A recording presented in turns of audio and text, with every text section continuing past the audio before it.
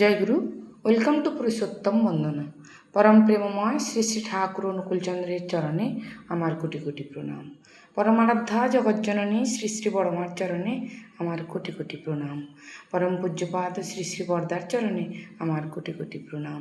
শ্রী শ্রী আচার্যদেবের চরণে আমার কোটি কোটি প্রণাম। আজ সদাচার নিয়ে কিছু কথা, একটি ছোট্ট ঘটনা, কিন্তু এখানে একটা অনেক বড় শিক্ষার বিষয় আছে। ঠাকুর সদাচারের উপর বিশেষ গুরুত্ব দিয়েছেন এবং আমাদের নিষ্ঠা সহকারে সদাচার পালনও করতে বলেছেন। কিন্তু আমরা এই বিষয়টাকে সদাচার বলে মনেই করি না। আমরা জানি সদাচার 3 প্রকারের: শারীরিক সদাচার, মানসিক সদাচার, আধ্যাত্মিক সদাচার।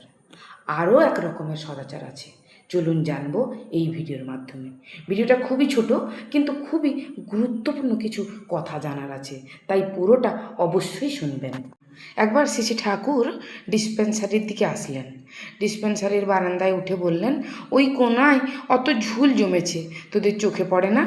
মনে করিস না শুধু ওষুধ খাইয়েই মানুষের রোগ সারাতে পারবি, যদি তাদের সদাচারই করে না তুলিস। সদাচারের মধ্যে আছে পরিচ্ছন্নতা, এই সব দিকেও লক্ষ্য রাখতে হয়। তোরা নিজেরা যদি না করিস, অন্যকে করাবি কি করে? ডাক্তারখানা হবে স্বাস্থ্য ও সদাচার সম্বন্ধীয় নীতিশিক্ষার একটা ঘাঁটি বিশেষ। এখানে কতগুলি ভালো ভালো মোটো টানিয়ে রাখতে হয়, যা দৈনন্দিন জীবনে আমাদের স্বাস্থ্যের জন্য পালনীয়। আর এখানটা হবে পরিষ্কার পরিচ্ছন্ন ছিমছাম।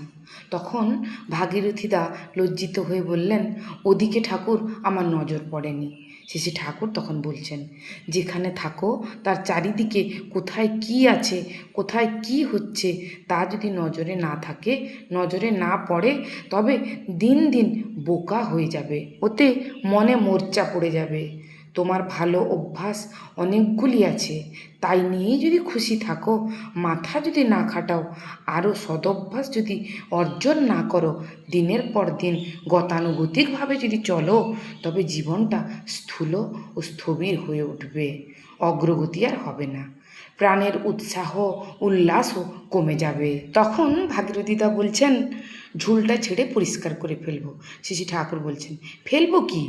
এক্ষুনি কাউকে দিয়ে করে ফেলা। শ্রী ঠাকুর অমনি ডাক পারলেন, ও হেমগোবিন্দ। হেমগোবিন্দদা কলে তখন জল তুলছিলেন, তাকে ডাকা হলো। তিনি ছুটে আসলেন। শ্রী ঠাকুর বললেন, ওই ঝুলটা এইখান থেকে ঝেড়ে ফেলো তো। হেমগোবিন্দদা একটা লাঠির মাথায় ঝাঁটা বেঁধে ঝুলটা ঝাড়তে লাগলেন। শ্রী ঠাকুর বলছেন, দেখিস চোখ সাবধান, আর নাকে যেন ধুলো না যায়। দেখুন, ঘটনাটা খুবই ছোট্ট, কিন্তু শ্রী ঠাকুরের চোখে একটা সামান্য কোনায় লেগে থাকা একটুকু ঝুল, তাও তাঁর চোখ এড়ায়নি। শ্রী ঠাকুর আমাদের এইভাবেই সদাচার পালন করতে বলছেন।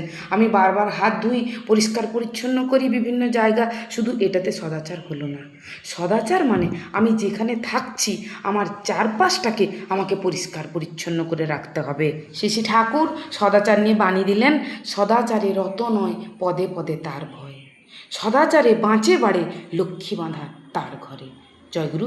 দয়াল ঠাকুরের রাঙারাতুল চরণে আমার কোটি কোটি প্রণাম। জগজ্জননী শ্রী শ্রী বড়মার চরণে আমার কোটি কোটি প্রণাম।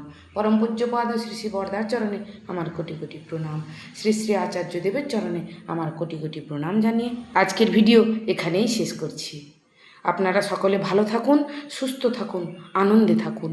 চলুন আমরা প্রত্যেকে শ্রী ঠাকুরের বলা কথা মেনে চলব, প্রতিনিয়ত নাম করব, সদাচার পরায়ণ হয়ে চলব, ইষ্টভৃতি করব। জয়গুরু। বন্দে পুরুষোত্তমম।